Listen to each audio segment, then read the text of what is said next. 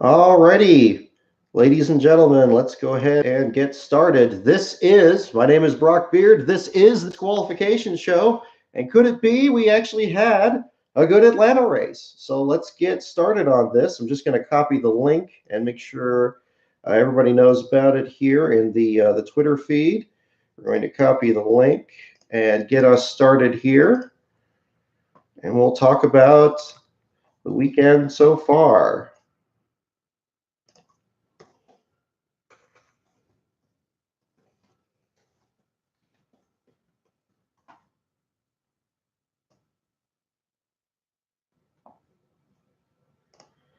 All right.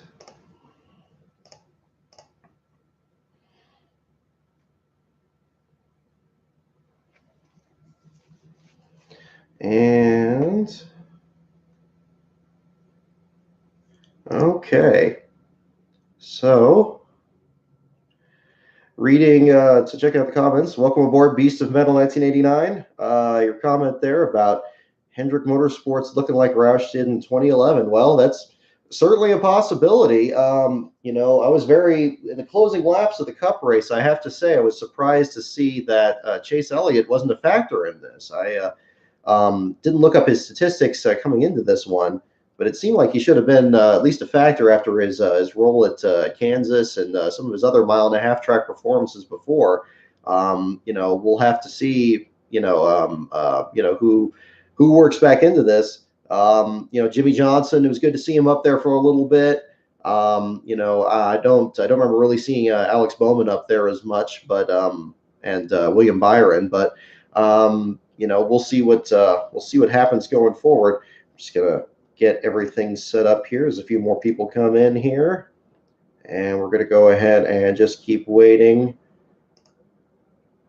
And Mark writes racing on Twitter. You mentioning Chicago of last year, of course, a great finish for that race, the mile-and-a-half track. But I would still say for an overall race is even more than just its finish. I think that's a big thing too. At least one thing that I look at. This one in general, it almost felt like an old Rockingham race or an old Atlanta race. Of course, a much wider track surface, different track and everything. A competition at Rockingham would be even closer.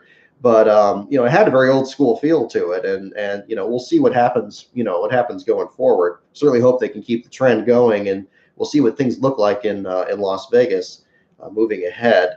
Let me move this over here. I'm just going to kind of get everything sorted here. And at the back of the field, for those of you following on the Last Car on Brock Twitter feed this weekend, looking at the race today, this was a very low attrition event. We've seen that very much in a lot of other Cup Series races in Atlanta, especially in recent years. Very few we've seen with such good weather as we've seen in this one. That was, perhaps a little bit of a factor in how this one shook out. But, looking at the back of the field, we saw Garrett Smithley in the number 77, Michael McDowell in the 34, and Landon Castle in the 00 all spend multiple laps in the garage area. And all three of them came back out onto the track. And then we also saw, we've seen some other issues with, the other drivers that lost laps on the track. But it was interesting to see, a lot of people getting back into it there. I think the only, as we wait for the official results here, the only DNF, I believe, would be Ryan Preece after his collision on pit road. And that's something I definitely want to make sure to talk about right from the outset here. A lot of talk about the young guns in the sport that we saw last year, especially after Bubba Wallace's runner-up finish. I think that we're seeing even more of that this year when we have as well as hello there, Domindu, welcome aboard. Looking at the back of the field and some of these newcomers trying to come up here. We of course had all of these retirees: Jeff Gordon retiring, Tony Stewart retiring, several other competitors, but certainly today, Daniel Hemrick and Ryan Preece both having excellent runs into the very late laps. And it wasn't until both of them encountered different misfortunes there they both fell from the competition. Very impressive out of the box, I think, and especially for Preece, given that he survived all the craziness that happened in Daytona. In spite of his Preece's finish, certainly going to bring him further down to the bottom of the field. Looking at the results right now, it shows them in 35th of the 37 car field today. That's certainly a step in the right direction. That's a step in the right direction. So good to good to see them. Good to see them doing well there. Good to see them still competing. So and I think next week. Oh my gosh, you're going. Oh, Domindu, I didn't realize you were going through that, man. Thoughts and prayers to you, man. Stay strong, okay? We're all pulling for you over here, okay? Um, I hope that you and everyone else enjoyed the race today here, and looking at the competition going forward. Looking at the competition in the field. I think Las Vegas is going to be an interesting place to see next week, and certainly in terms of the rest of the aero package getting phased in and everything like that. I mean, we're of course all going to be eagerly anticipating that and what effect that's going to have. But I think at the same time also looking at these newcomers coming in and these guys from the Xfinity series like Ryan Preece and like Daniel Hemrick. I think after Daytona and certainly after today in Atlanta, I think those two are going to be very interesting ones to look at. Perhaps a bargain for those of you that are into fantasy racing out there. Consider picking up that 47 or that 8 because this is not an easy track to get a good run at, especially if you're new to the sport. And this is not an easy track to get good runs here. Oh yes, you're right. They're not running the Aero Ducks today. I mean next week in Las Vegas. I was talking about. So they running the Aero Ducks next week. We'll see what difference that has in the competition. But I do think that also getting Preece and Hemrick, I think that's going to be a good test for them as well, and see is that going to make them better? Is that going to make them worse? Are they good at just this particular setup as well as the plate one, or are they just the real deal? I mean, this is going to be the interesting thing coming in.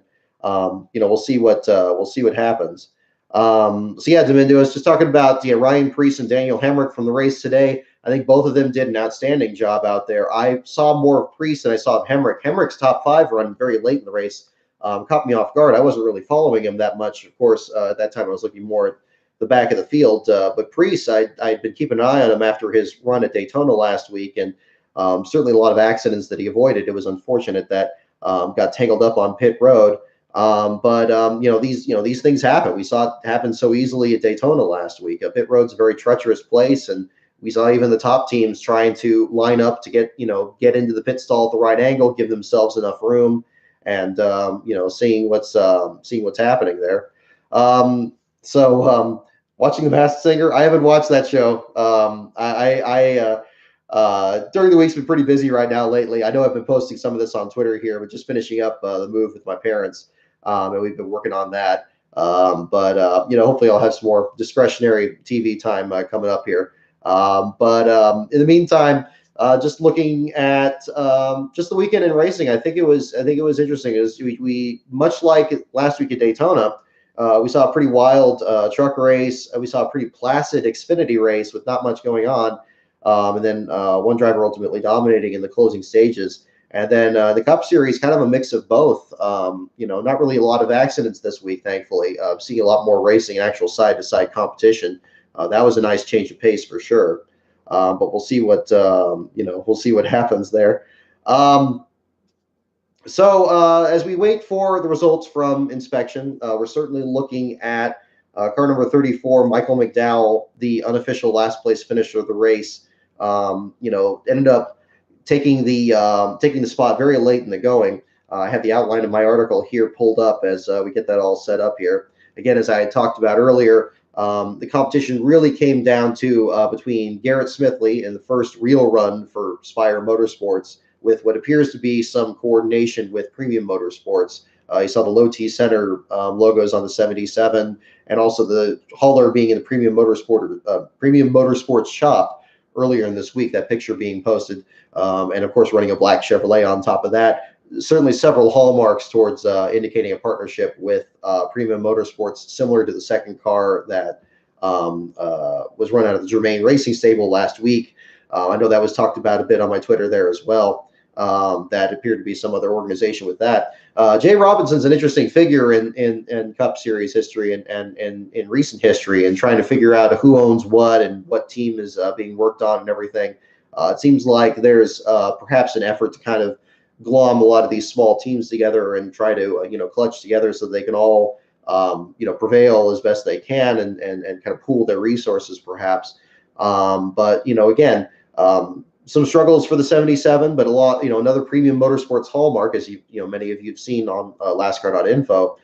That's a team that even if they go back to the garage area, they'll just come right back out. If there's any way they can get that car back out there and get any positions that they can, they'll do that. And that very much same thing happened today with the 77 and with Garrett Smithley, who's, again, of course, regular in the Xfinity Series and still very new to the Cup Series and trying to get something going for himself.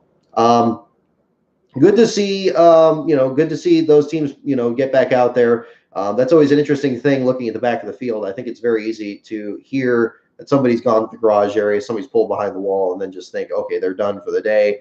That's something that doesn't really, that doesn't always happen, even with the crash clock and even with existing mechanical issues.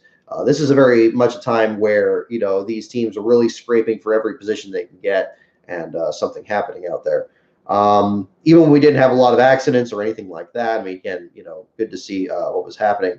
Did Spire have a sponsor? Said Head 2, I see on there. I did not see a sponsor on the 77 through the weekend. I know there was an indication on Twitter that said that was going to be one of the last shots at the 77 without a sponsor earlier in the week. I don't believe I've seen one picture that somebody posted to me of the 77. And I didn't see one on the back of it. It was from a bit further away. I didn't see a hood sponsor on it, but perhaps there's some more on their Twitter account. I'm just going to kind of pull up some more information on that while I have this. Again, good run. Okay, yes, I am seeing sponsors on here. So sponsors from Harold's, says growing a better world on the quarter panels. Hero Box. It's like perhaps maybe I don't want to speculate too much on this, but maybe it looks like one of those mail order monthly box of the month clubs or something like that was sponsoring it, in addition to the Low T Center sponsorship. So I don't know if they came in on the last second. It kind of looks like the paint scheme kind of works pretty well with the logos there. But yes, I'm seeing a picture on the Spire Motorsports thing that they did have a sponsor, and they did in fact attempt as much of the race as they could. So that was good to see. And we'll see what happens in Las Vegas and going forward. Las Vegas, you'll notice for a lot of the teams that we typically talk about on this website, a lot of the hotels and attractions in the area usually sponsor these lower teams. We've seen that with Premium Motorsports. We've seen that with Rick Ware and some of these other programs as well. So hopefully that'll help them out in some of these other programs. I don't know how much money changes hands or if it's just an exchange for accommodations that weekend. Either way, it helps these guys out. So it's certainly good to know that a lot of those places help out, and I would anticipate more of the same next week. Looking at the running order here, it's unfortunate. Again, we mentioned Ryan Preece and him looking at his tack and then getting tangled up there with BJ McLeod in the 52 car. An unfortunate couple of weeks here for Rick Ware Racing, but again, this is something that much like last week. You can't really blame that team there. I think somebody pointed out on Twitter that Ryan Blaney was making the same arc into his pit stall at that McLeod was doing in the 52, and no result of an accident there. And then you had an accident here, and certainly the radioactive that from Daytona last week. If you haven't listened to it yet, definitely recommend listening to it. It seemed like a large number of cars in the field were breaking off coming down pit road there at Daytona. And people didn't know that they were going to, and they were just waiting. That they got caught off guard, and that caused both those cars to get tangled up there. An unfortunate situation, especially for a small team there that doesn't have a lot of resources. You hate to see that, and then of course, in big teams also they don't like it when their teammates wreck each other. But an unfortunate situation for them. But even then, they were able to salvage 31st and 32nd and 33rd unofficially for McLeod in 32nd and Cody Ware in 33rd. And behind that, you have the one retiree, Ryan Preece, and then the three drivers mentioned earlier that had issues and made it back out from the garage area. Looking further back up the running order here, good to see Chris Buescher get up there in 9th. We saw that he had a good run in the duels last week at Daytona. It didn't seem to really come up as much in the 500, unfortunately. The interview that Buescher had with Michael Waltrip during his garage area interviews during the red flag in the 500 last week, made it sound like Buescher had a good car going. It may well have been that he had a good car, but it didn't seem like they had a good strategy going out or something. It seemed like they hardly ever broke the top 20, and then ultimately got up to the lead pack just in time to get involved in that big wreck there. So good to see Buescher bounce back from here, and we'll see what happens from there. Looking at Beast of Metal 1989. I noticed they're running using the old Furniture Row Racing font for the number on the Spire Motorsports machine. That's correct. Much like Premium uses Michael Waltrip's or Tommy Baldwin's fonts depending on which number is on the car. Yes, that's correct. You see that's both on the hauler as well. It shows the big 77 on the back of it that we last saw when Eric Jones was a rookie driving the shortly lived second car from the Furniture Row Racing team. It was good to see that. Good to see that number back out there. A number that you don't get to see that often. You remember it further back with Ken Reagan, David Reagan's father, and then maybe more recently with Sam Hornish when he was trying to get his start in the Cup Series. A very different situation there. So, we'll see what happens there. I brought a drink this time. I think that'll make it a little bit easier from last week. Still figuring out things on this live stream. I may try some different things going forward here, so stay tuned to that. But this format seemed to work well last week, so we'll keep sticking with this. That's another thing I wanted to kind of talk about too. This got mentioned at the beginning of the race, and I want to kind of build on this. The issue of Kyle Busch going to the rear of the field for the start of the race. Kyle Busch on Saturday was involved in a practice accident in happy hour. They couldn't fix the car because the rear clip got damaged pretty heavily, and they just rolled out the backup that he could never run any laps in. Identical paint job with the Snickers creamy paint job on the car, and got the car back out there, had to go to the back of the field. Well, what the back of the field is not necessarily the back of the field. And this is something that I've seen, and if you look back at some of my older articles when the subject is a front-running car that gets sent to the rear of the field, it's not necessarily that in this case they were last in the 37-car field. And this is something that I wish would get kind of reported on a little bit better in some of the coverage here. And it's something I try to stay on top of when I'm this blue thing right here is my tablet that I use when I look at RaceView and try to track this, because usually a lap before green, what you'll see is some of the slower or lesser funded teams will fall back even behind somebody that's a front runner that gets sent back to the back of the field. Now, whether or not they voluntarily fell back, or if it's something the NASCAR officials do, or maybe they think that they're just going to get run over if they don't let Kyle Busch in front of them. We see this to a different degree in some different races. But in this week's instance, for example, watching the running order in the lineup, we saw that Kyle Busch was falling to the back of the field, running the outside line, coming back, and he came back in line. At the same time, the Rick Ware cars were right in the back row. They were the last two qualifiers, BJ McLeod and Cody Ware. And when Kyle Busch came back, both those cars throttled back a little bit on the backstretch, at least according to RaceView, and the 18 slotted into line. Now, by the time they actually got to the start-finish line, Kyle Busch was actually not only ahead of those two, but I wrote down the list here. He was ahead of Ross Chastain in the number 15. He was ahead of Landon Castle in the 00. He was ahead of Parker Kligerman, the 96, which is the only open car in the field. And he was also ahead of Garrett Smithley in the 77. So he had already passed 6 cars by the time he took the green flag. So you say that, I mean, when you hear in the broadcast and they say, okay, well, Kyle Busch has come out there and he's passed, 15 cars in 10 laps. Well, in this case, it would only be about 9 cars. Still impressive, but there's other things that are going on at the back of the field that don't get shown that often. And that was one thing that, luckily, again, this is the greatest thing with this race view here is when it works, of course, you could see that happen. And I jotted when it happened. I wish I took a screen cap of it because I'd love to show it here. Unfortunately, I don't have one. What I did when it happened is I just wrote down the numbers really quick, and then I had that when I posted it on the Twitter. But I do know for a fact it was that group of cars that was in front of the 18. I turned the camera around as the 18 crossed the line, and I just wrote down all the numbers that I saw in that shot. So an interesting shuffle at the back of the field. I've seen that before. I think there was at least one other time. I think there was one time where Jimmy Johnson got sent to the back of the field. And, of course, in a lot of these lineups, you have a lot of the smaller teams back there. He had slotted not at the very end of the field, but in front of a few of the other guys. So that's something I'm going to put into the article today and, keep an eye on in other races, Las Vegas and others going forward. But an interesting deal there. So let me go back and again, kind of going back to what we did last week in the Daytona opener one. I'm going to go back to the Truck Series and the Xfinity Series briefly and go over that. And I'm looking at, we have the timer set up here as we await what's going on here.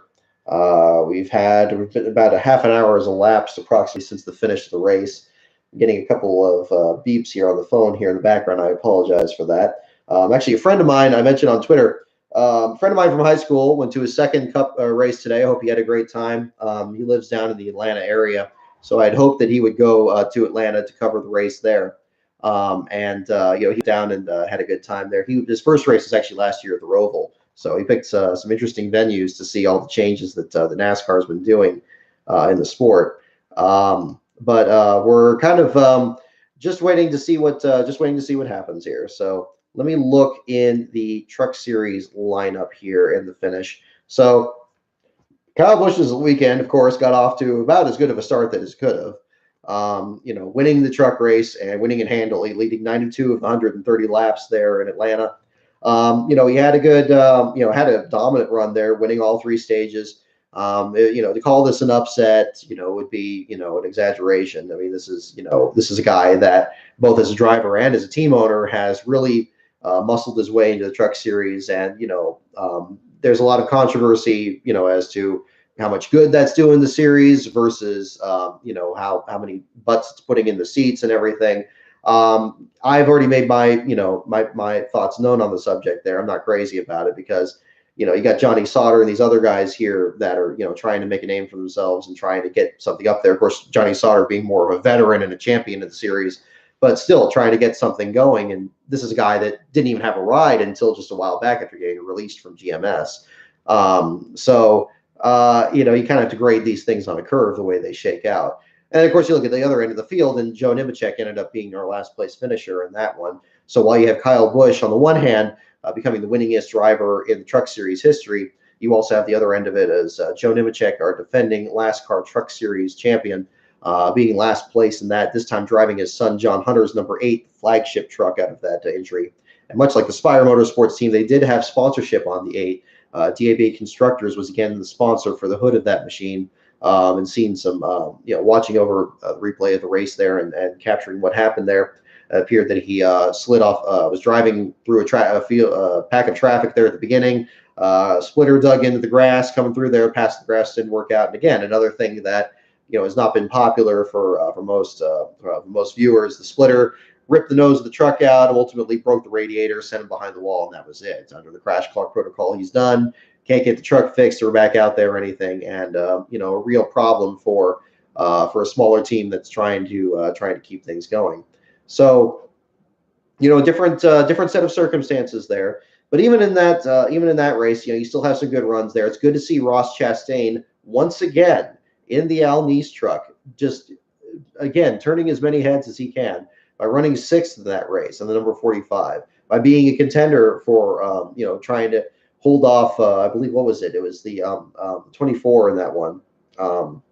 I'm just looking at the running order. He was in a tight battle there for like one of the last spots in in round 1 there. He got 10th in round 1 there. I'm looking at the results, and did a good job in that one.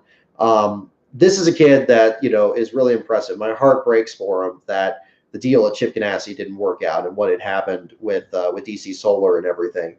Hopefully another ride like that will come up. That's the only thing you can hope with certainly a lot of these Cup guys and Cup teams being in there, is maybe they see the light and they bring some of these Xfinity regulars that have been working as hard as they can to develop their programs and get to be a part of it. Very different set of circumstances with that, but it's unfortunate to see Nemechek be dropped back there. It says he qualified 8th, but of course qualifying was rained out in that event. But again, you get a little bit of both. It was Brett Moffitt that was one he was holding off for round 1 there, and Moffitt, of course, finishing 4th for GMS. That trade ultimately working well for them. Seeing Austin Hill, being the pole sitter after his win at Daytona, finishing 7th in the event.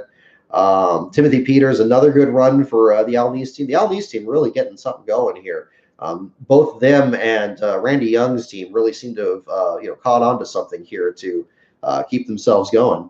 So it's good to see, good to see their efforts going and things working on that.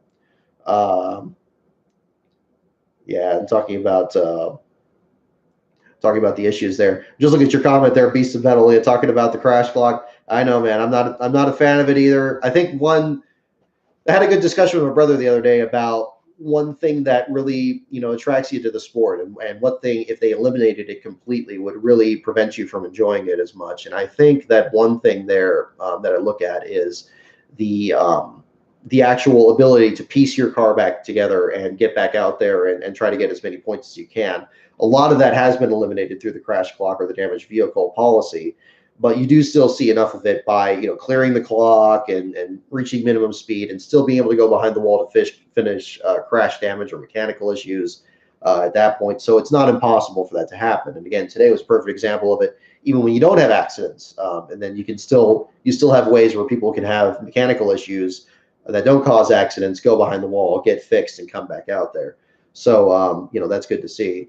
Um, and that's another aspect of it. Another one, of course, is a lot of these small teams in the sport, and seeing a lot of them here in the you look at the bottom five in the Truck Series race here, for example. Timmy Hill swapped in for Bobby Gerhart, the number 63. I think Gerhart was probably just a placeholder because he was the Daytona entrant, and then a placeholder for the Atlanta entry list. And Timmy Hill was swapped in there, so he was running double duty along with the Xfinity Series. Ended up being next to last there, Josh Rialm, the Canadian driver, the number 33, no sponsor on that truck, at least not listed here, finishing 30th in the lineup. 29th going to Norm Benning. Benning finally making his first start of this season, his first start in the Truck Series since last fall at Mosport. Good to see both him and the team back out there. Of course, they attempted Daytona, as they always do. Didn't quite shake out there, but a good effort for them. And then also looking at Chad Finley rounding out the group. Finley was a great story in the Truck Series that, I'm not sure how much TV time he was getting at the time, but his run at Gateway was outstanding, and coming back into the sport after a bit of an absence, and getting a good run there. Unfortunately, things didn't go as well at Bristol, and he put Robbie Lyons in the truck, and then I believe they were collected one of the accidents at Daytona. But still very early on, and good to see a startup team and something get going there. So hopefully the setback from the accident that they had in Atlanta is just a temporary one, and they can build forward from there, looking ahead.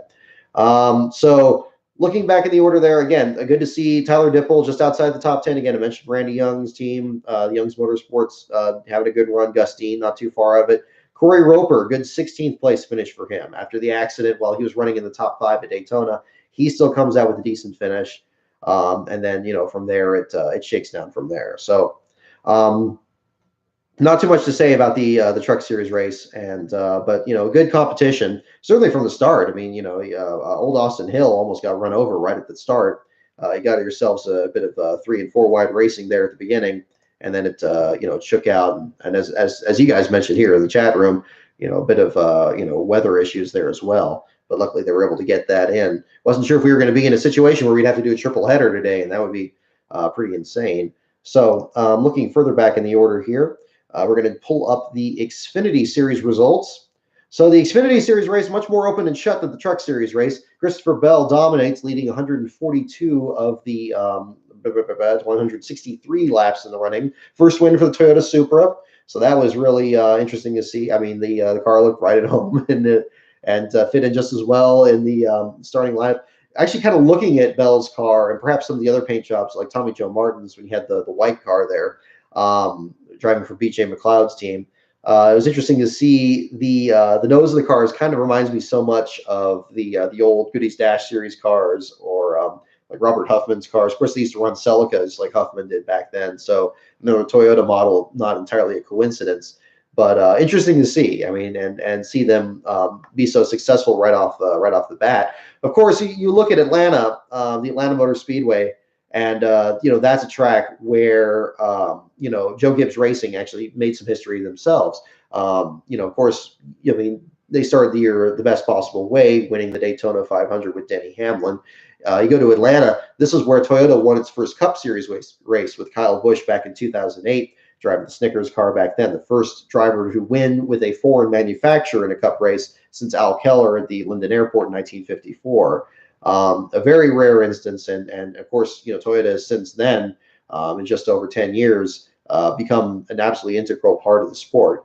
And as much as some may or may not like the manufacturer being in there, and we always want to see the American brands doing well, and Chevrolet and Ford, and missing Dodge, not being out there. It's added something to it, and that's something that I've talked about as well. With my brother the other day, we were having a lot of discussions about this. That Toyota, they seem like they genuinely want to be there, but they don't want to be the story necessarily. They don't want to be a distraction to what's there. They just want to be a part of it. And I think for me, that's been the big thing that that's been a big reason that I haven't really been particularly bothered by it. I like getting new manufacturers in there because that's always an interesting part of the story. I always think back to 2001 at Daytona before the tragedy that happened on the last lap. There was such excitement over Dodge coming back into the sport, and what Evernham was doing, and having a startup team and joining all these other efforts, including Richard Petty's effort and Bill Davis's team, which was huge at the time for a smaller operation. Getting those guys signed on and then being so good out of the box, sweeping the front row and everything. Those are interesting stories to see, and they give something for everybody to aim for further back in the field, as well as among the top contenders. You don't want anybody getting too complacent either. So, and Toyota, they certainly had a rougher start. I mean, with what was happening with Michael Waltrip Racing, and then Michael tangling with Dale Jr. in the duels, and a lot of issues there. I remember going to Bristol in 2007 there, and a lot of people complaining about Toyota and complaining about Juan Pablo Montoya being in the sport. But there's so many things about those two that just enhance the competition and really, brought a lot of money and a lot of effort in there, and they just wanted to be a part of it. And I think for both Montoya and Toyota, even though Montoya didn't drive for Toyota, they really both added something very special to the sport.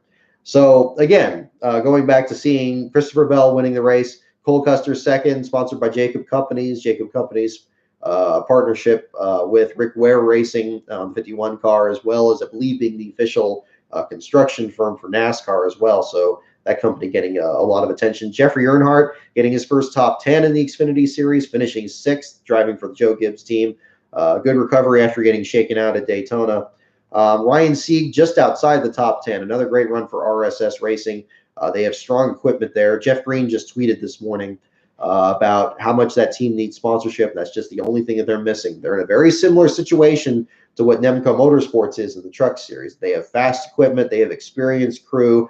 They're a plucky blue-collar organization that just wants to improve as best they can and stay in the sport as best they can. They just need that sponsorship. They need that mainstream corporate sponsorship to get on there. And as we saw last week with Josh Balicki's entry in the number 38, they put on beautiful paint jobs. The people that are working with them on their paint schemes do a great job. So they really are good with getting their brand identity out there, and I'm sure are very helpful to any sponsors that are out there. So, if you're watching this and you're a sponsor out there looking to back a team, look up RSS Racing in the Xfinity Series. Look up Nemco Motorsports in the Truck Series. They're not the only examples of this, of course, and there's so many other examples out there, but those are big ones that have a lot of experience and have a lot of success and are looking to really make something for themselves in the sport.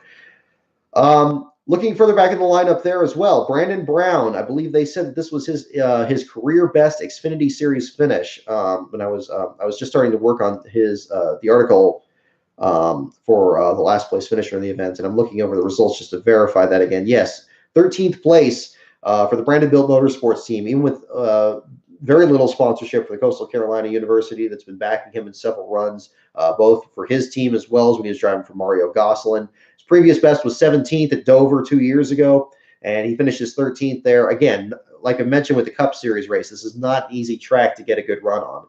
And getting a good finish is one thing, but getting a good finish in Atlanta with that pavement that dates back to 1997, how much it eats up tires. And then you see at the end of like the Cup race today, how even in the late stages, you can have a good run going and then something just goes sideways and there's so little attrition that you can get just dropped to the bottom five before you know it. And you just don't know that, it's like you were never there. And that's the unfortunate part. You don't see the bottom five as much in the Xfinity Series because there are some start and park teams there, but you still don't get the good finish that you perhaps would have deserved.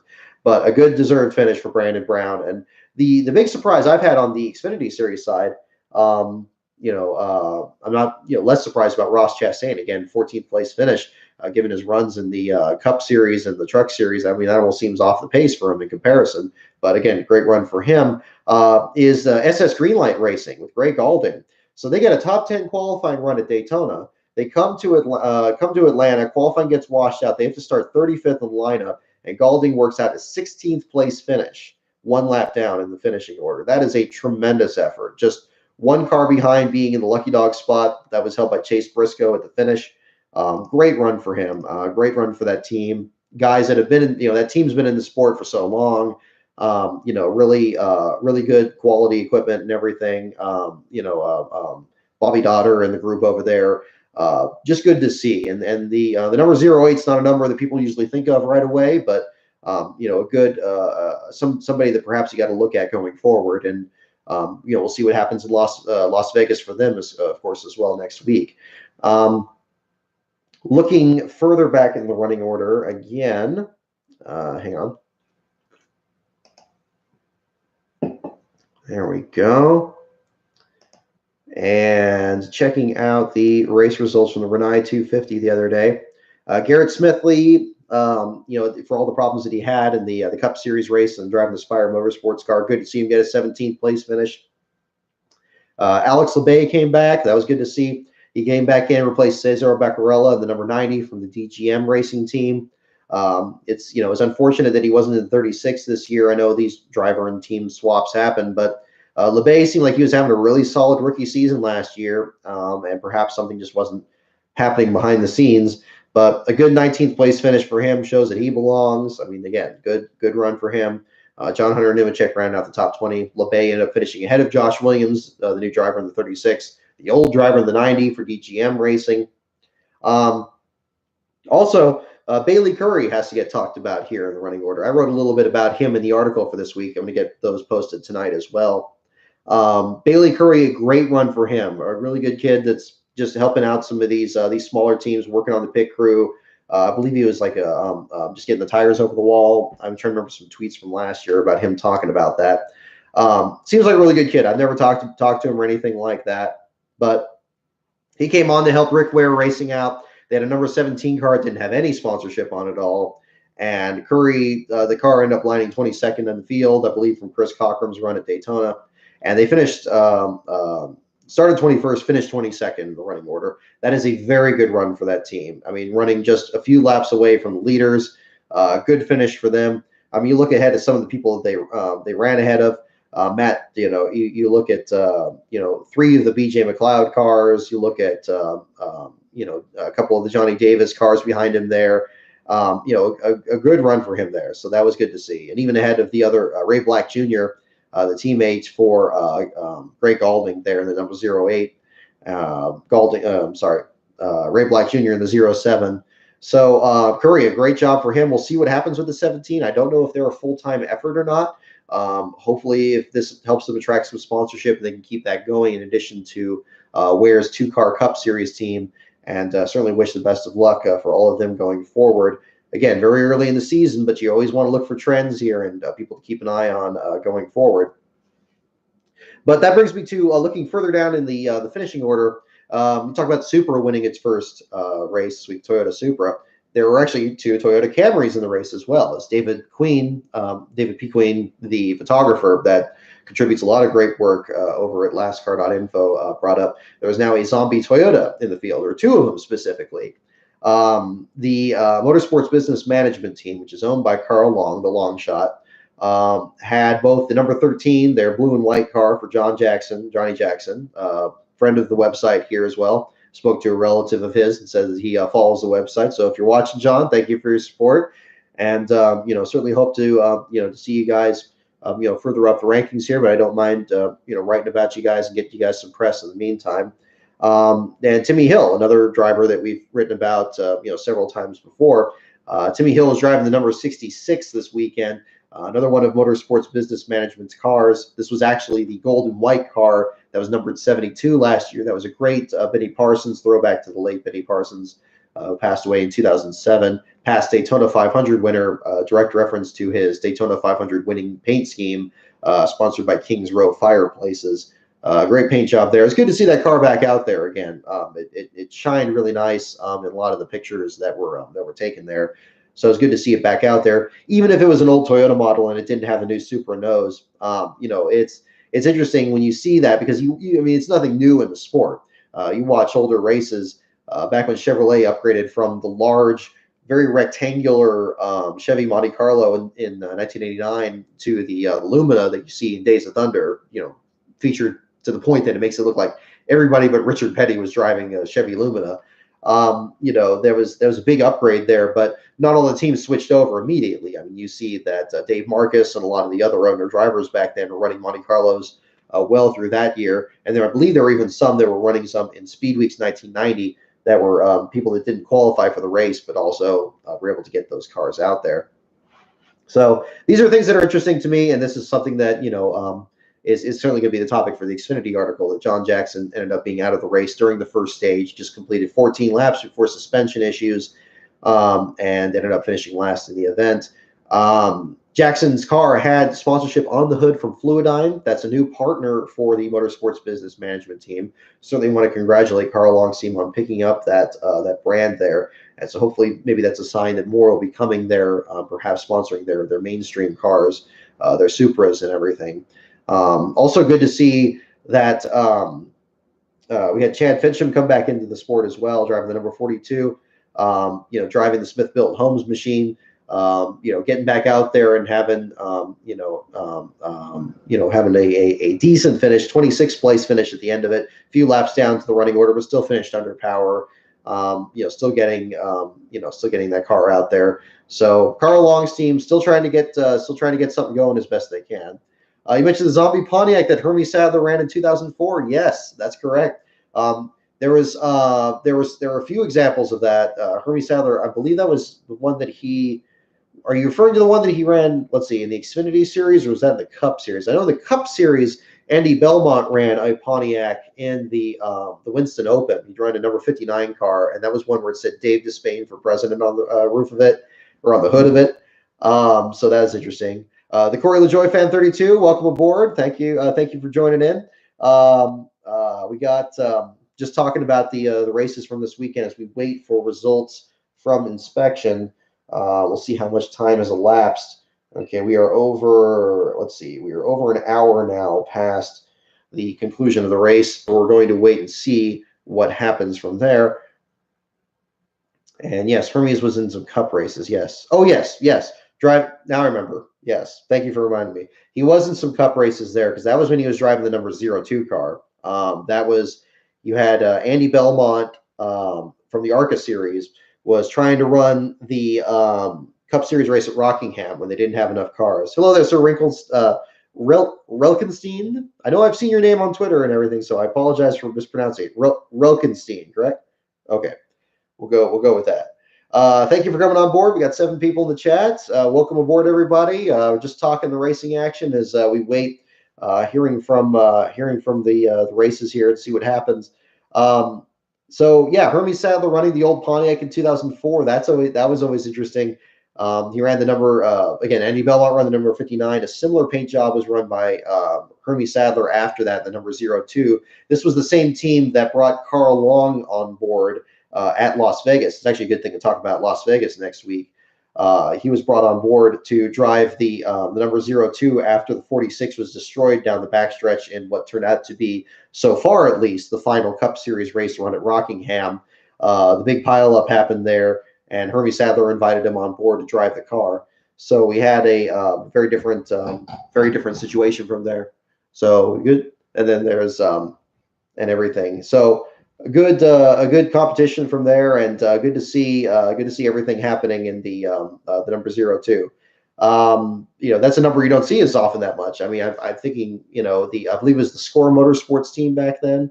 So interesting to remember back then. But yes, the Pontiac run, well into the 2004 season. I don't believe it had any runs in 2005 in Cup. I know somebody posted a video. It was probably a NASCAR Nixon video or something like that showed Pontiac running some of its last races. I believe it had even a top 10 further down the line at New Hampshire, I want to say. I don't know 100%. There was something like that, but that was an interesting one. And good to see those manufacturers out there. I always liked the Pontiacs. My favorite period was 1991 to 1995 because they had like those little like GTO headlights, the ones that were kind of indented in. Somebody had a great picture of Jimmy Means they posted from 91, and it showed that very sleek looking thing, had the concave thing going on the front. And perhaps wasn't the most aerodynamic thing. I always thought they looked sleek because the nose seemed to come to kind of a point a little bit, kind of like a funny car. And then and then the big smiley face grill on the lower part there. Then that grill ended up getting more square between 93 and 95. They tried to make the front of it flat, a little bit more aerodynamic. Still liked them back then. I was never a big fan of the Pontiacs they had between 96 and 2002. In 2003, I was coming around to it because they seemed to really exaggerate the features a bit more like the older ones. But then, of course, they got phased out, and that was unfortunate. Just catching up on the comments here in the meantime. Early opinions on Natalie Decker in the Truck Series. Well, I mean, it was interesting writing about her last week in the Truck Series, and I think a bird just flew overhead there.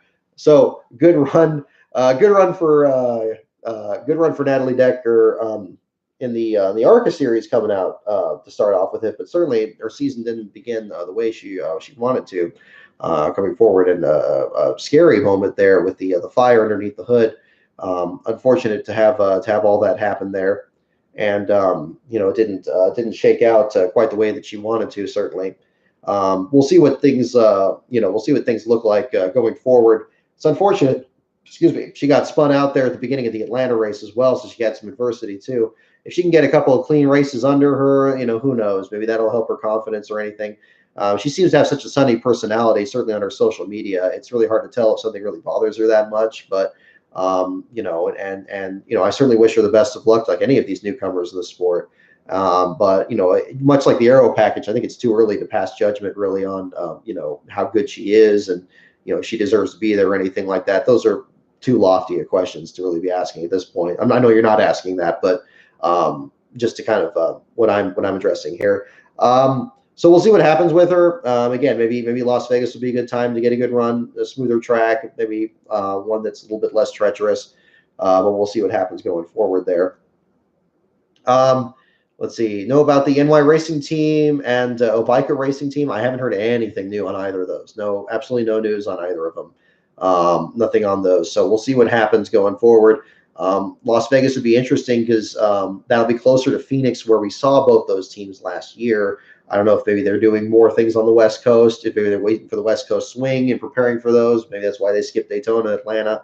That's complete conjecture. It's complete guess. I don't know, but I haven't heard anything new on that. We'll see what happens. I certainly hope they get out there because 37 cars is not enough out there. If we could get closer to 40 on a regular basis, I think that would really help the level of competition.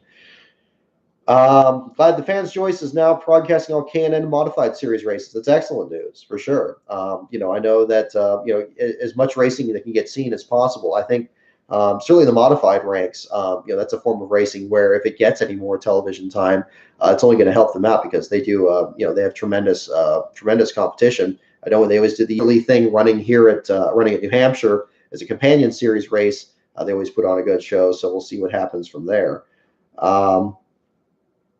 Let's see. In fact, my early childhood favorite drivers have either retired or moved to the lower series where I don't get to watch them as often. Yeah, I mean it's a weird world right now. I mean, you're either seeing them in the booth or you're seeing them run part-time in the Xfinity series. Believe me, if you feel old, I feel ancient. I'll tell you that. It's a very different world now when Jeff Gordon's in the booth. And that reminds me, on the same note, I mentioned this on Twitter too, and I want to say it again. I thought Jimmy McMurray did a fantastic job in the booth. He's always been a very professional and very well-spoken driver. But I thought he and the other people at the booth did a great job playing off each other, and so it'd be good to see them, keep going forward. So, I hope he's enjoying it as much as he looked to be doing it. Obviously, Regan Smith up there as well, and the rest of the crew, doing a good job. So I look forward to more commentary from him in the races ahead. Looking at Jeff Green. The old Haas CNC team driving the 66, the old Best Buy paint scheme.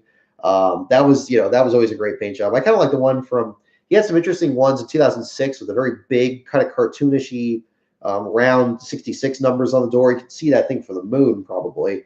But that one always stood out. The 2007 scheme was a little bit more reserved, the big price tag on the side and the blue numbers on the doors. I mean, the blue and yellow is just going to look good in any combination, really. You can get that going. It really pops on the track.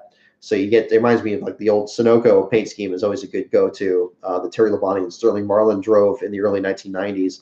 That was always a good one. I mean, it's nice that the Haas team still lives on after Tony Stewart acquired it. I almost call him Stewart Haas, if that's his name. Tony Stewart acquired the team in 2009. They've done some great work since then. Of course, the championship in 2011, and they've gone to the moon now ever since they brought Kevin Harvick and Kurt Busch on there. Even after Kurt Busch left, and they have Daniel Suarez on there. I think they're headed for good things there, and the switch to Ford as well. They weathered that a lot better than I thought they really could. So yeah, let's see. Talking about looking at Beast of Metal's comment here about Starcom Racing bringing back the 00. Last Cup entry with any 0 number was the 09 that RAB Racing attempted but failed to qualify in the 2012 Daytona 500. I believe that's true. We've had I was thinking the 06, but that was much further back. That was like back when they had Todd Cleaver, and was that when they had Scott O'Quinn Jr. and those guys out there driving to see who's going to be the next development driver. David Reagan came up through the ranks that way. This is like it was like 2005, 2006, thereabouts. That was about the time he got in the tangle with Ken Schrader in Martinsville. There was a big pile up and a big scuffle about, like, should this kid be out here or anything. Even before that, in 2004, it was the Penske Racing development number. That was what Travis Kvapil drove at the end of 2004 to get ready for him to take over Brendan Gaughan's ride in the 77 in 2005. He had some good qualifying runs in that one. They had limited sponsorship from Mobil One, and again at Martinsville, I believe it was that tragic weekend of the Hendrick Motorsports issue, that the plane crash there. You had Travis Kvapil having a good run before that. Unfortunately, story that got lost in all of that. So it's interesting to see, those teams come up there. But yeah, I believe the 09 might be one of the most recent ones that we've seen fielded before the 00. Also, RAB Racing, as I think about this, I remember they tried to come back with Reed Sorensen driving the 29. Justin Marks attempted the Daytona 500, and then did a couple other races as well. Didn't quite make the field, but that was a different set of circumstances. Stephen Parsons will be running the Las Vegas trucks next week, but I don't know who will be driving for. That's fantastic news. I had a chance to finally, I actually spoken with Stephen on 2 occasions. I met with him at Josh Wise's Tweet Up when he was sponsored by Reddit a few years ago. Stefan was there representing his father. That was really cool. Very cool kid, working his way up the Legends ranks. And then I ran into him at the ISM Raceway, and it was really cool. He remembered me. He's a really nice kid, and did well in the Truck Series. They had an old generation motor in the number 15, the one that Mike Harmon was fielding. It was a premium motorsports thing, but then it scaled back. And they had done a good run on that, and he had a good performance there. So yeah, it'd be good to see what he can do in Las Vegas. And Las Vegas in the Truck Series has kind of become the restrictor plate race for the Truck Series. It's almost the third plate race there. Last September's race went well into the evening. I was coming back from the IndyCar practice or qualifying session that night, and I had to just pull over and watch the rest of the race. I was thinking I was going to have to just sleep out there until the next morning. So I was just running that late. Different scenario there. So good to see that. Yeah, Brandon Ash in the 02. Yep, that was back in 2006, 2009, even as late. He had a real bad wreck at Sonoma in 2009 that ripped the headers right off the bottom of the car. And I had that. And yeah, Cleaver and Reagan, yeah, in 2000, driving the 06 in 2006. So yeah, looking at Corey LaJoie fan, YouTube. Enjoy the small teams. Corey LaJoie signing. Oh, there we go. The only person the Corey LaJoie signing. Man, you landed it. You landed the right spot there, man. I'll tell you what.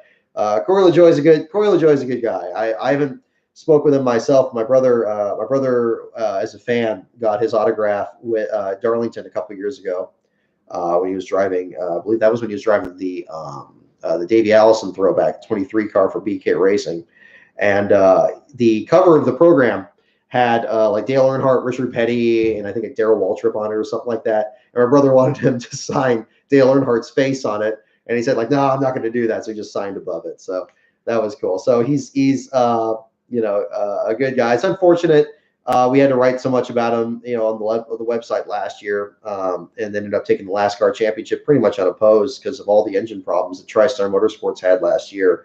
I'm sure that played a role into why we didn't see this team so much this year. But different set of circumstances there. It's unfortunate that didn't work out, but luckily it seems like he's found a good home in 32. Archie St. Hilaire and the Go Fast Racing team. You figure this goes back to all the way to about 2011, 2010, Latitude 43 Motorsports and what was left of that, and Frankie Stoddard's involvement in the program, and that's how Timmy Hill got his start. They've done so much, and Matt DiBenedetto working his way through the ranks there too. I think Corey fits in just right there. And hey, how many more times are we going to see that face car too? I think, even from a distance, you can see that really well. I mean, really effective paint job by David Marrero, the military veteran that is involved in the paint schemes there on the 32 team. Great job by him. He is really created something very distinctive and very new, and very exciting there to see. And it was fun even doing that for the starting grid too. I'm glad they posted the graphics so I could crop that into the template that I am working on there. Trevor Boys sent in some late races in the 2000s. Yeah, that's right. They drove the 06 for a while. I remember that coming up in the starting grids when I was doing that. I always hoped that he would start the races. Same thing with the late James Harvey Hilton when he was attempting some races back then and trying to get into it. It's unfortunate it didn't shake out, but good races for them. Boys in 2009. So Wrinklestein, you got that right. So good there. Good guy there. Timmy Hill, newest guy on my NASCAR Baker's dozen list. That's good to see. Timmy's cool. It was cool to see his brother Tyler actually make his Xfinity Series debut last year, driving the Zombie Dodge before it was retired. It was good to see him finally get a start up there. You mentioned David Starr attempted the race in the 06 car too. It's these stories like this. It would be interesting to hear even more about it because we didn't have as much social media back then to really learn about what had happened to him. I remember reading an article later about Kirk Shelmerdine's team when they finally closed up years after they made their last attempt and almost made the Daytona 500. I believe that was in 2000. I don't think it was 2009. I think it was 2010 where you had Tom Bodine came in driving for Kirk Shelmerdine, and he and Max Pappas were racing for the final transfer spot in the final couple corners. Pappas just edged him out. It was exciting for Pappas because I believe that was his first 500 start then too. So you had a different scenario there. So David Starr is a really cool guy. It was 2010. Okay, 2010 was the one where you had Tom Bodine switched in. All right, thank you there.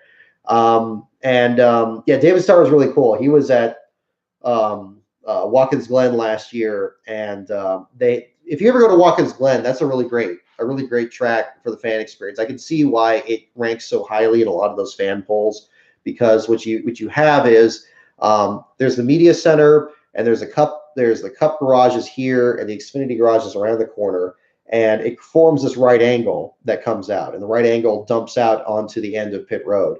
And down that angle, fans can get really close to that. There's a section where there's a concession stand that's next to the entrance to the Cup Series garage. There's parking that's next to the media center. And I mentioned this because that's where I saw David Starr. He and a lot of other drivers were coming down that road as the main pathway to get back out onto the grid. And Starr was, taking these pictures of this kid. There's this, I didn't hear what they were talking about, but I was just taking some pictures of it. He was talking to this young fan that was out there. The kid was maybe like, 5 or 6 years old, something like that, and just talking to him, signed an autograph, and just talking to him. And that's the kind of thing that really that makes a fan for life. That's the kind of thing that fans are going to remember. So David is.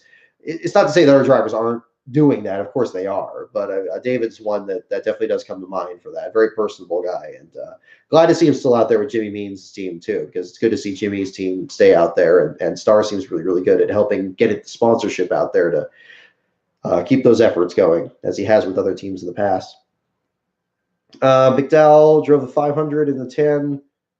In 2010 after being the slowest car in practice. That's correct. Yes, the blue and orange car, number 55. That's correct. Yep, the old Prism Motorsports car. The Phil Parsons' own team. Phil Parsons and Randy Humphrey before Phil Parsons had the number 88 team with Mike Curb, and he started to have PPR and HP Racing LLC and all those other different teams.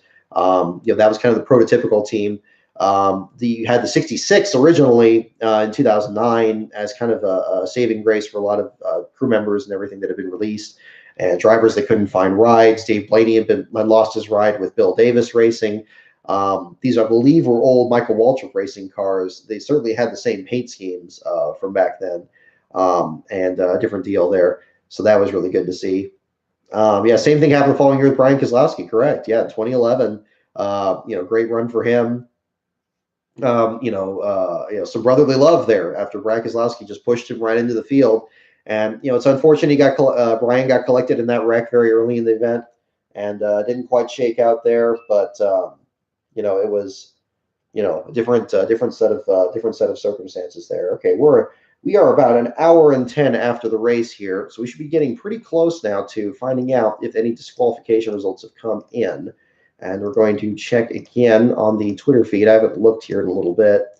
The McDonald's streak keeps going. That's the big thing that we're having here. Oh, Michael McDowell.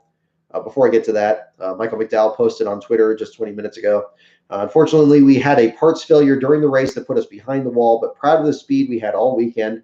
And we'll get ready for Las Vegas Motor Speedway. Thank you to FR8 Auctions for the support. So, unfortunate thing for the 34 this week. All the front row cars seem to have really nice paint schemes this weekend. So, hopefully, we see more of that going forward. Las Vegas, I believe, was actually probably the site of his most recent last place finish. I think he had a engine failure out there not too long ago. So, hopefully, for better luck going forward. He had a good run before that. So, McDowell getting put behind the wall there. But again, that team never gave up. They had problems with the nut that they couldn't get back into the, I believe it was the lower control arm they're working on. I was tweeting about this during the race there, just listening to the scanner. But they did finally get him out there. I don't know how, but they must have welded something to something, and they got him there, and he was running under power at the finish of the race. So that was good to see. But looking on the Twitter feed, just looking on here, let me check this, check with Bob and see what's going on. Progress. And when the caution line scoring, flat tire, getting up here, roads have a wreck. Yeah, nothing new. Pit crew member injured from Chris Buescher's crew is awake and alert in stable condition and is heading to the hospital for observation. Certainly good news. Wasn't aware of a pit road incident with the 37. I know there was what happened with it must have had something to do with perhaps the 52 and the 47 there. Okay, good to hear that the crewman that was involved in that is doing well. Not seeing anything new from Bob on inspection, so we'll wait and see what's happening here. You're going to Martinsville next month, Michael. It's excellent. Bristol in April. Excellent, excellent. The spring races are always nice. The weather's really good. That's whether you could wear, something like this or wear a nice jacket or something like that, and it's comfortable. That's always a nice thing with racing. You have like those big twill jackets and stuff with all the graphics and all the embroidery and stuff like that, but it's usually too warm for a big part of the schedule. I know coming out here in Sonoma, they come out here in June, which is nice and everything, but it gets hot out here sometimes. The Saturday this week for the K&N race was really hot, and I think it really unfortunately affected the ticket sales on Sunday because even though Sunday turned out to be really nice weather, we had a nice breeze by that day. It was a different deal. And Sir R, you're going to Dover in May and Watkins Glen this year. Definitely recommend both. Good to see, like Watkins Glen. Check out that if you've never been there before. Definitely check out that pathway next to the media center. That's almost the parade of heroes there, where you can see the drivers come by pretty regularly, and they have different deals there. You wonder if JTG Daugherty is going to be a competitive team this year. I would say so. I really would. I think there was a lot of talk during the a lot of talk during Speed Weeks. Let me get something to drink here. A lot of talk during Speed Weeks about the amount of resources that have been put into the JTG team, and a lot of new technical support and everything that's been happening there, trying to keep that program going. Good to see them improving. And I think Ryan Preece is a better fit with Chris Buescher. Both teams that excelled in the Xfinity Series. Of course, Chris Buescher, a past series champion. Ryan Preece, probably one of the best part-timers we've seen in the series lately when he was driving for Joe Gibbs. Both those guys together, very young, a lot of talent, a lot of drive, And even after Priest's issues, we saw Chris Buescher up there. Good to see them going. I do think they're going to do good. I think they're going to do well. And I think Las Vegas, I think the swing we're in right now is going to be a great way for them to get started. Now, how well is going to keep going from there, I'm not sure.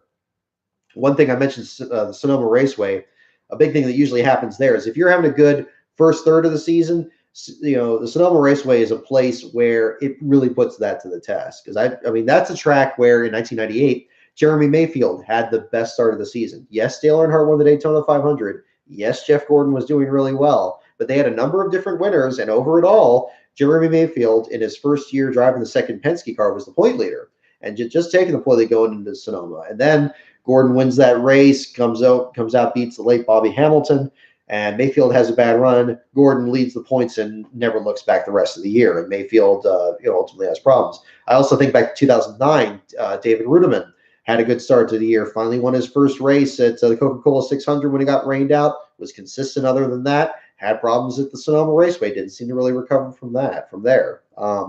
And another example in 2006, Casey Kane's dominant start to the year when he was winning all those mile-and-a-half treks for Evernham Motorsports. Same story. Started outside pole, I believe, at the Sonoma Raceway. No, not outside pole, because that was Kurt Busch and McMurray on the front row. But Kane was right up there. Didn't have a good run, crunched the nose of the car, ended up running further back field, and made the chase, but wasn't the champion at the end of the year. So maybe didn't have as consistent of a season. So yeah, Brad Keselowski says he lost 5 to 6 pounds in the last 10 hours because of his sickness. Ugh, I can't imagine. The flu is bad, and the flu season is always really rough. More power to him for getting out there and getting in the getting the IV bags of fluid and staying out there and staying on the track. So good for him. Yeah, Robbie Gordon finished third in Rudiman's first win. Yeah, I mean that you get rain in the middle of pit stops and people stay out. You don't know what's going to happen. I mean, we almost had imagine the top three we would have had in 2012 if the Daytona 500 ended with Dave Blaney leading. Would have stunk for level of competition. But hey, to have him up there, and was it Landon Castle was up there in the first race for BK Racing, and some of the other teams up there. That was impressive. Yeah, great job for Brad Keselowski. I'm sure, he must have thought, just like Ricky Rudd did in Martinsville in 1998, that he had a car that was good enough to win that Cup race today, because to go out there and just do it, and that is, again, I've said this so much in here, but it bears repeating, that is not an easy race for veterans or newcomers alike to win. And it's very difficult, and it's very much a different set of circumstances there. So good job for Brad Keselowski. I'm sure he's getting plenty more IV fluids now if the media is leaving him alone, and getting a little bit more rest here tonight. So that'll be good to know. And we'll see what he does in Las Vegas. Hopefully he's feeling better by then. Both he and his wife, I understood, contracted it. So hopefully they're both feeling better next week. And we see what happens from there. Yeah, McDowell's a cool dude as well. I agree with that. Yep. I mean, he was very friendly. He's the one that gave me the scoop about the Levine family racing team moving back into their old shop when he was driving the 95 car. They had that terrible shop fire a few years ago, and were able to rebuild from that and got back out there. So good for them on that, certainly. Yeah, Blaney should have won the 500. You're at the Daytona 500 in 2012. Man, that would be exciting. I mean, like right by where the Air Titan was, but I mean that's insane. I remember receiving a text from my friend of mine that was just the race there. It's like, yeah, did you see his fire at the race? I was like, man, I don't even know what the heck he's talking about. I certainly wouldn't have thought a jet dryer, but unusual set of circumstances there. So looking ahead here, we are closing in within about an hour and 15 after the race now. Still waiting to hear back on the inspection results and finding out what happened as a result of the competition here. All right. Xfinity Tech was done 80 minutes after the race yesterday. I would expect we should hear in the next 30 to 60 minutes. Okay, we'll see on that. We'll see what happens on that here. I will keep an eye on this here in the meantime. Probably get news before then. I don't think it's going to take quite that long. And keep the information going here. Oh, and Montoya happened. Oh my goodness. If you Seeing that accident live, I can't imagine what I would have thought. I mean, that's something so much like straight out of the 1960s with Eddie Sachs and Dave McDonald kind of thing. I mean, fire is one of the things that race car drivers still fear, like mariners alike. I mean, you don't want to you want to protect against that at all costs. And again, we talked about Natalie Decker earlier in the Truck Series race last week. This is something that NASCAR's come a long way towards protecting that and towards making that better and making sure that that doesn't happen. It was certainly a relief that when they came back from commercial break, I thought it was interesting watching that broadcast again over the offseason that they still did their radio remix segment Fox was doing, even while Montoya's car is smoldering in the infield. And I don't know if they just didn't know what to do or they just committed to running that clip or whatever. But they came back and he was climbing out of the car. So those of us watching on TV were at least spared the sight of him, the fire, not knowing what happened and everything. But I can't imagine what it was like for yourself and the others in the crowd there, Corey LaJoie fans. So certainly glad that it didn't turn out any worse than it did, and we still have Montoya with us and being competitive in what he's running in the meantime here. So that's about let's see, Brent Raymer's cockpit at Charlotte. I'm trying to think back to that. That's the Truck Series, I would believe, in that one. I don't remember that offhand. Let me look that up. But the name certainly looks familiar because I'm sure I've written about him, but I don't remember the incident. And oh yes, 2010. Looking at the clips here, just looking at the real bad. I mean, it's been that long. Yeah, mechanical issues on the Ryan Siegbecker is then. Oh my goodness. Yeah, you watch the posting the clip here in the chat room here for those of you who've seen it there. And that's the oh my goodness, yeah. And he's so slow getting the window net down. I always think back to whenever I think of fires at Charlotte and the incidents that caused them there. I think back to Mark Martin in the All-Star race one year, and him in the car, and he's getting out of the car slowly, but then he looks up and there's this orange glow in front of him, and something let loose, oil pump or something under the hood there, and you could see the look in his eyes, and he's just getting the heck out of there. And of course, fortunately Mark got out of that okay too, and Brent Raymer there as well. Looking back at that, that's hard to look at. So caution if you haven't clicked that link yet. That's a pretty scary thing to look at. Mike Skinner had that pretty crazy wreck there in Charlotte in the trucks. The Charlotte, I mean, we talked about the Las Vegas race being pretty wild for the Truck Series. I mean, if you look at the Truck Series race at Charlotte, is pretty good. I was about to say that's where the Hornaday Busch thing happened, but that was at Texas because that was late in the year. And that's where you had McDowell driving the 18 car that year. But Charlotte still puts on a good show with the trucks. Hopefully, we see that again this year as part of the All-Star weekend, and we see what happens. So, very interested in seeing what happens here. Oh, I still got my pick from Daytona bookmarked in the results here. Still showing Michael McDowell as the last place finisher of the Atlanta race today. As I mentioned on Twitter, number 34 has never finished last in a Cup Series race, points race at Atlanta. McDowell, I believe, though, let me see if McDowell himself has. That'll be a good thing to check out here in the meantime. Do this and Microsoft Excel is a fantastic program, by the way. A little bit of information for you guys while I'm doing this. The way I used to do the statistics here, I used to just put it in a Word document, and I had them all in there, and I just kind of used page or line breaks between things, like slashes and marks like that. And so I wouldn't find a statistic unless I put the right mark in, and then I wouldn't be able to find the result that way. Finally, I took a couple classes on Excel to kind of learn more about it and figure out how to do it, and that turned out to be a great idea because now I could search it so much easier and I could pull it up quicker. So, powered by Microsoft Excel is this website. I'll tell you that. Okay, no, we want to sort it by track. That's what we want. Let me look at McDowell. So Michael McDowell ranks high on the last place finishes thing. Of course, from what we talked about earlier about his runs with Phil Parsons Racing and Prism Motorsports. back when he was a development driver for Michael Waltrip Racing. So perhaps it was a lateral move at the time, with extra JTG Darty Racing equipment / Michael Waltrip Racing equipment that they were using. And McDowell has not finished at Atlanta before in the Cup Series, at least not in a Cup Series points race. His first last place finish actually occurred at Chicagoland. He had a few races in a row there, I believe, before that started breaking up. Chicagoland's an interesting race. We'll talk about that a bit later this season, but in terms of the streak of races where nobody fell out of the event and a lot of streaks where McDowell finished last in the event, those have been the interesting things to look at. So we got that going forward. Yeah, let's see. And Hornaday tried to buy 35 or 36, but didn't because Busch got suspended for the race. Well, that's interesting.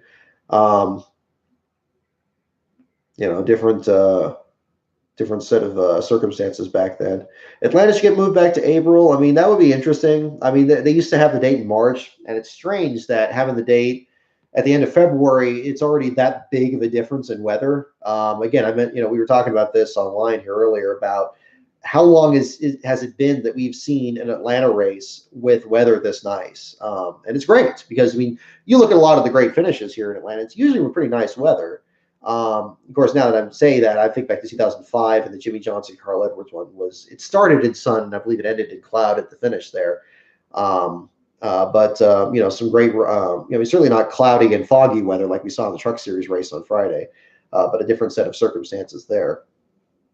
Good run for, we'll see what happens in the restructuring. I have faith with, what happens going forward in the schedule. It seems like NASCAR and the new leadership there are interested in shaking up the schedule quite a bit, trying something different there.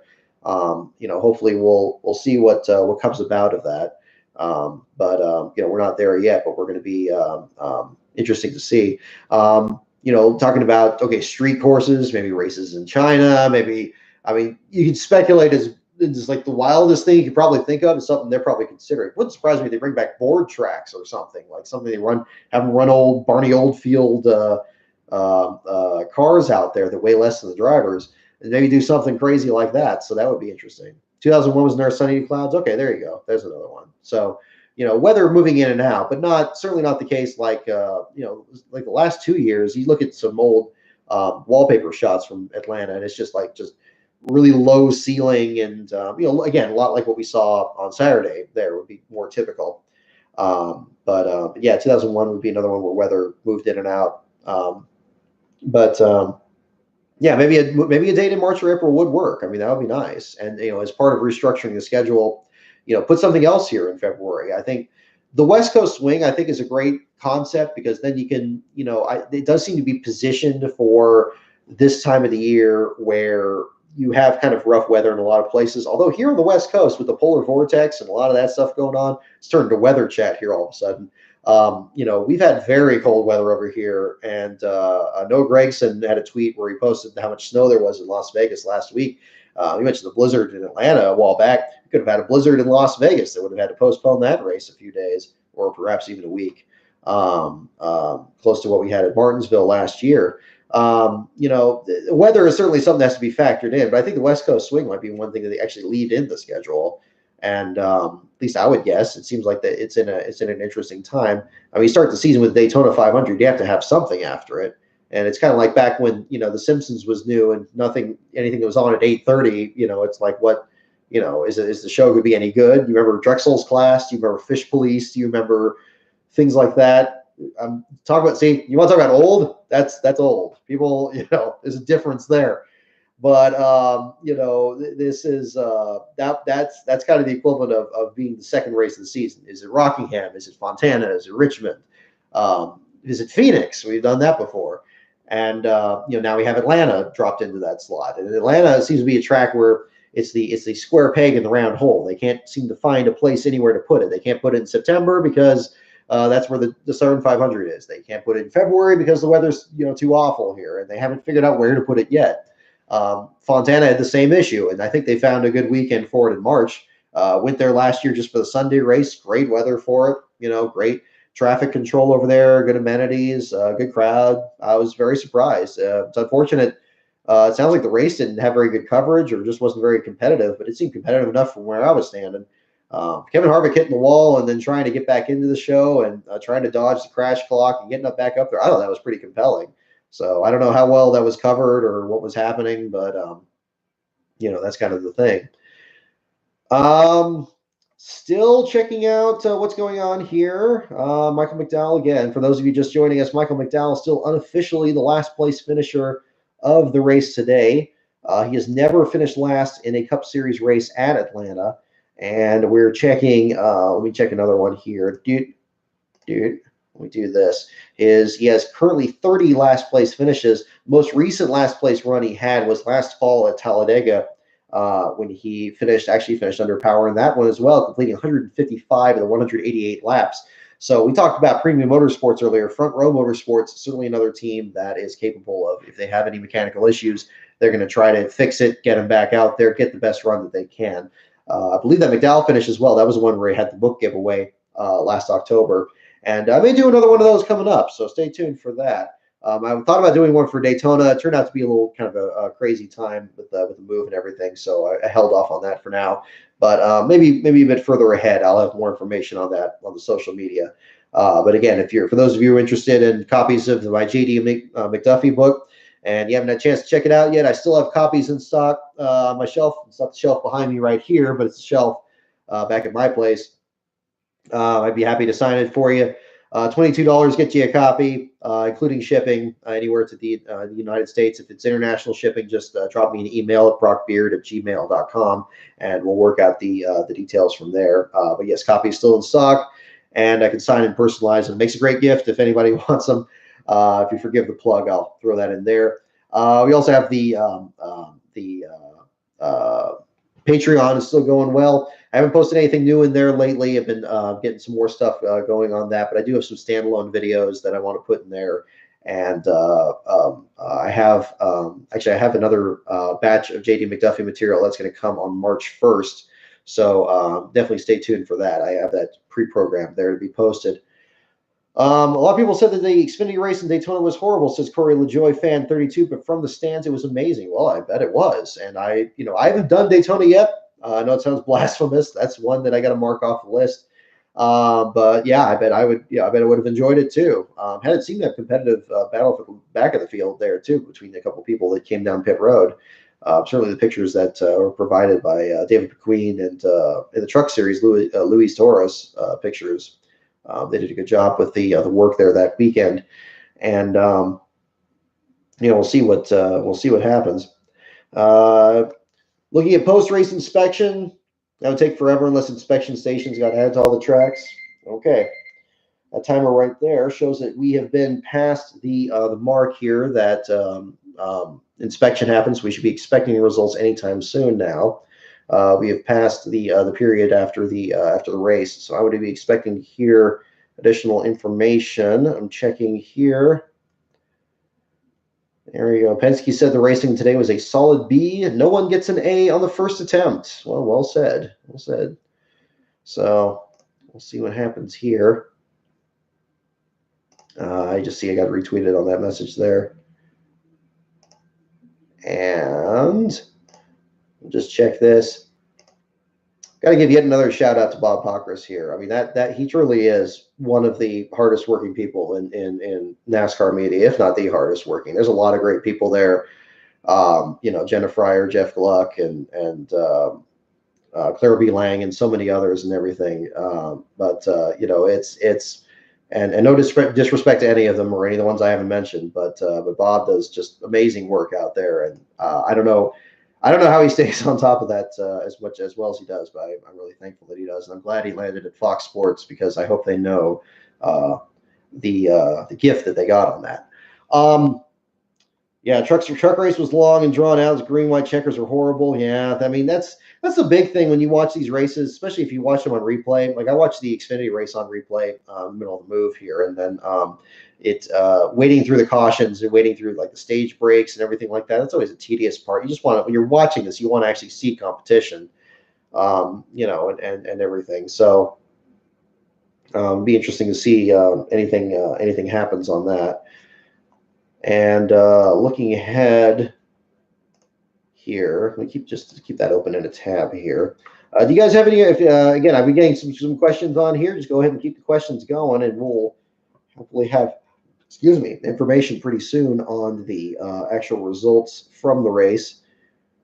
We heard from Michael McDowell on his Twitter page here. Again, I'm sure Brad Keselowski is getting all the fluids that he needs behind the scenes here as he waits out everything. Speaking of the Daytona event there. What is this? Okay, that's the microphone. Just experimenting with the different functions here. Participants. Okay, yeah, that's cool. It only shows 4 there. We got 9 people on the list. Okay. Yeah, so Las Vegas next week. I believe that was...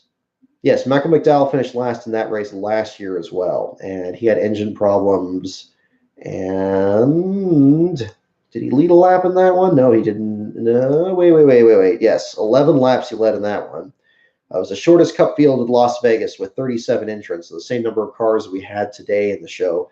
We'll see what happens next week. Of course, we talked about the aero package. We talked about the newcomers in the sport. We talked about all that. Michael McDowell, though, in the meantime, is very much on the clock here as we wait to see what happens in the official results here. Taking a look at the last car statistics on here to see where that would put him in the overall rankings. Michael McDowell currently holds the sole position of the 5th spot in the all-time top 3 series last place finishes behind Derek Cope, Morgan Shepherd, Joe Nemechek, and Jeff Green. Nemechek just got his 45th last place finish this weekend in all top 3 series with the last place run of the trucks. Edging Jeff Green, who still stands at 119 with the overall record that he has held for the last few years. McDowell still stands at 33, which is 1 more than the late J.D. McDuffie with 32. Derek Cope is still ahead of him there. The team owner and driver of the number 00. Morgan Shepherd's still out there in the Xfinity Series. That's the amazing thing when you look at these statistics, how many of these guys are still active. I mean, persistence in the sport really pays off. You know, you can have, I mean, Jeff Green's is really hyper inflated because he's, the past champion is provisional and just helping out TriStar Motorsports and then doing this exact same thing to help out RSS Racing, and both of them building up their programs. TriStar eventually getting into Cup. Maybe that'll happen with RSS Racing. Who knows? But they just seem to be content with getting things developed in the Xfinity Series, and as they should, getting things going. You got to at least cut that in half, if not more so, to get that there. But even then, I think that would be a lead substantially over Joe Nemechek in second with the 45 last place finishes, but potentially the 34th today for McDowell in car number 34 across the top 3 series. In the Cup Series, we look at McDowell. He is still 3rd ranked most. If he finishes last today and that is secured, he would be 1 finish short of tying J.D. McDuffie for the 2nd most in Cup Series history, and he would also be 2 short of Joe Nemechek to tie him for the overall lead. So the battle at the front there is getting really interesting. And this is very similar to what we had in Michigan about a year ago or so, or a couple of years ago, that Michigan Mid-Ohio weekend, where you had Derek Cope, Morgan Shepherd, and Joe Nemechek finish last on the same weekend, all of them challenging each other for the top spots in the rankings. That's a scenario we could very well see again, and we'll see what happens. But heading west for the West Coast swing and trying to get the different competitions in, it'll be interesting. The Gaunt Brothers team's running full time this season. Yeah, I'm not. Yeah, I don't believe they are as an open. I don't know if any of the open teams are running full time this year, and I think that was really intentional from the charter system. I think that was their plan, is to, the financial incentive just isn't there to keep them going. So it's unfortunate, but that's just what they've done right now. Hopefully, maybe in the future that contract will expire and they'll just do something different. Still waiting on here. And okay, as of 2 minutes ago, all right, we have a live call. 2 minutes ago, inspection is complete. Brad Keselowski is the winner. Matt DiBenedetto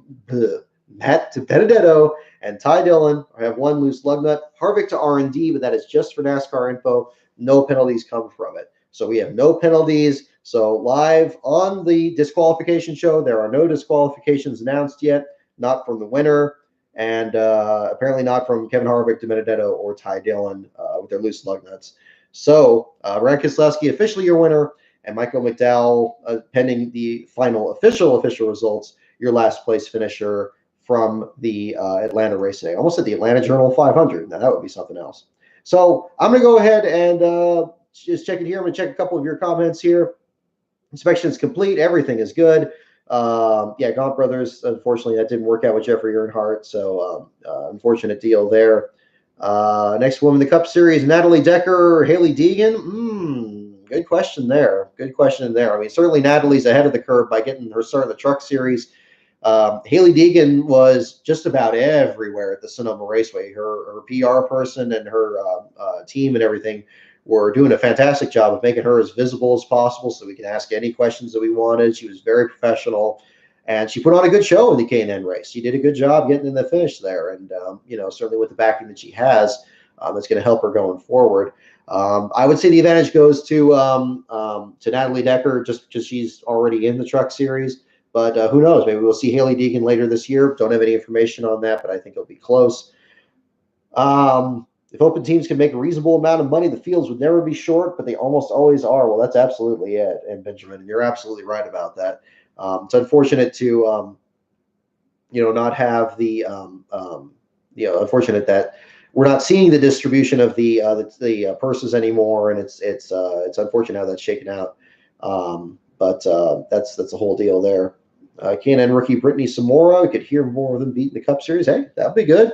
I mean, there's no linear path through all this here. I mean, it was interesting to hear that Ryan Preece had never even been to the Daytona 500 before he raced in it on last Sunday, and then he finished as well as he did. We could see somebody, anybody blindside anybody. There's probably people we're probably not even talking about that are going to get in there. Any new teams rise during this season? Any open teams? Joe Allen? I'm not even sure. I don't even know. I think it's very much a toss-up at this moment. Again, is the financial incentive there? Not sure, but the opportunities are there, and those spots are open for anybody who wants them, because it seems like the teams that even seem to have cars like Obaika and the NY Racing team either aren't ready to quite yet, or don't have enough of the resources yet. Maybe something else will work. I think Premium Motorsports is the X factor in this. They seem to be the ones behind helping expand these fields, like we saw with Germain, like we're seeing now with Spire Motorsports. We'll see what happens. The thing I want to know is, where did the cars from Furniture Row Racing go? We know that the cars from BK Racing went to Obaika's team and went to the NY Racing team, and they were splitting them up. But where did the cars from Furniture Row go? Did they all stay with Barney Visser towards the programs that he's working with? I know that they've used some of them in the working with victims of paralysis and getting them to be able to get behind the driver's seat and working with that. And they've done some amazing programs with that. But there was a picture at the end of last season where they had about 8 or 9 cars there.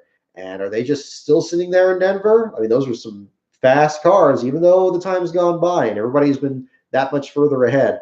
I don't know. If Spire got everything, then I don't know why they were running Chevrolets that were presumably from Premium Motorsports. It sounded like Spire got the charter, and but I don't know. And they have a hauler, but the hauler was parked next to Premium's thing. And remember, Premium used to have multiple cars that they fielded.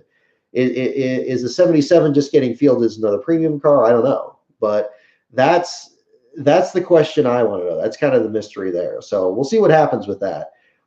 Did Spire get everything? I mean, if they did, maybe they're not using it, or did they just? I mean, it's entirely possible they just put Chevy bodies on the Toyotas. We back at Sonoma years ago, Tommy Baldwin fielded a Toyota, it was a Chevrolet that had a Toyota engine in it and a Toyota chassis. And Brian Keselowski, we mentioned in 2011, he was driving a Dodge that had a old Evernham Dodge thing from 2006 under it. I didn't think he could even do that with a Gen 5 car. So different thing there. Clearman's a good dude. I agree. I had an interview with him after he had a close call. I don't want to keep making things about me when I'm talking about this, but I just want to I like to bring stuff to bear here to keep contextualizing everything. I talked to Clearman after he almost had that pit road incident coming on.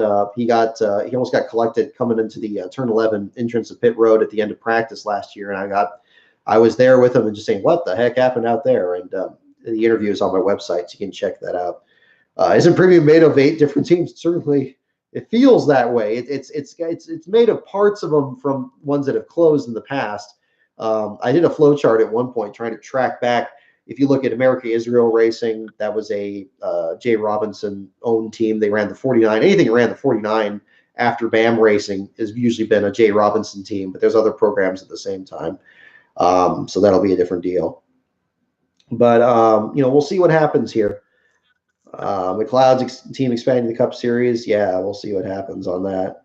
Oh, yeah. See, Joe? Yeah, you remember the picture there, too. So I'm going to let you guys go for right now. Thank you for tuning in for the disqualification show this week. Tune in next week for after the Las Vegas race as we find out if the last place finisher is going to be the last place finisher or if it's going to be somebody else. In the meantime, stay tuned to lastcar.info for the Truck, Xfinity, and Cup Series articles that are coming later tonight. The Truck and Xfinity ones are pretty much done. The Cup Series one will come soon after. I don't know if some of you guys are watching the Oscars right now or something like that. Not a big fan of them, but hey, to each their own. We'll see what happens, and we go from there. So I hope you enjoyed the race this weekend, everyone, and I'll see you all next week.